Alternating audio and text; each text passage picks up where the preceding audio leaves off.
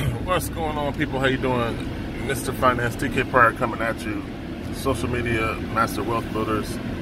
And today I just want to talk to you guys about the perception of currency. And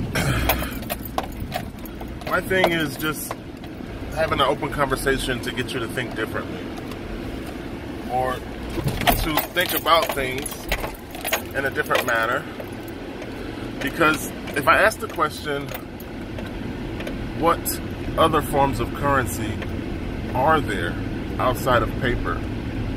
You know, I think the answer that most people will give will be, I don't know. So what's propagated and what's very common amongst the average person is paper currency. And I do believe that it's convenient. It's what your job pays you in. So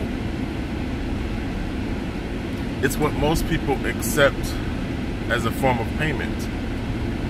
But there are certain situations where alternative forms of currency like gold, silver, and Bitcoin can aid you greater and allow your purchase power to increase. Especially when you talk about buying high dollar items or acquiring things that are expensive. So I'm curious in terms of why is it that people don't really talk about alternative forms of currency or even stress participation. If you think about the subject matter experts, the people with the letters behind their names, they tell you to put your money into paper derivatives.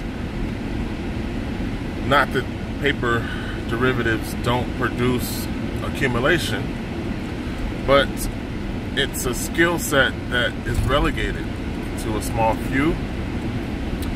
And the nature of paper derivatives means that the market is very manipulated, and today's environment of paper involves a lot of unhealthy situations, corporate buybacks, inflated stock prices, fudging numbers. So it's not really a reflective market or open transparency market. So why is it that people don't really talk about gold, silver, and Bitcoin? Now, the people who stress it benefit from it. If you go to somebody's website who's selling access to gold and silver, then they're going to stress it because they're going to get a commission when you buy it. But in terms of just general conversations about economic empowerment or strategies you can implement so that you can hedge against inflation, people don't mention alternative forms of currency in that strategy.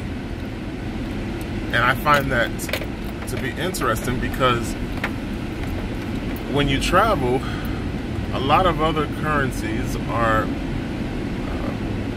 lower in value in comparison to the US dollar, which gives the illusion of dollar hegemony or dollar strength, and also reinforces the faith and confidence in paper. But if you was to convert paper to gold, silver, or Bitcoin, and you negotiate an exchange with another party, the likelihood of you getting more for your money is greater. Although very few people think about that or even accept it. So I'm challenging the thought process that paper is God and that the only form of money is fiat, when historically fiat hasn't been the dominant. And what is your backup plan when fiat fails, or when the purchase power in fiat diminishes to the point where it's not advantageous to use paper? What type of insurance policy do you have in place? What type of financial insurance do you consider to be your plan B? Now, a lot of people just simply respond to that by saying, well, paper's not going to fail, so I'm not worried about having financial insurance. And that's the live for today, do it now mentality that a lot of people walk around with. But it's not very smart, nor is it a good thing for your future. So if you have alternative forms of assets that actually appreciate the longer you hold those assets, then they can act as a hedge against the depreciating value that's persistent within paper. And that's not something that people tend to accept. Although there is a class within society, the super rich, that not only prove that to be true, they implement those strategies and live their life in that way. Meaning that that seems to be the only class of people in society who understand the value of an asset and use them to lean on whenever they need liquidity. But in the past 3 years, I've been trying to say within videos that the average person can do the same thing. Now, the excuse is that the average person doesn't have the purchase ability to acquire assets. But what I try to do is suggest that you take it one bite at a time, and that you begin to convert any form of paper into assets, because gold, silver, and Bitcoin are divisible and they're fungible. So in other words, you can buy $100 worth of gold, silver, or $100 worth of Bitcoin and begin to accumulate assets outside of paper so that you have some sort of financial insurance plan.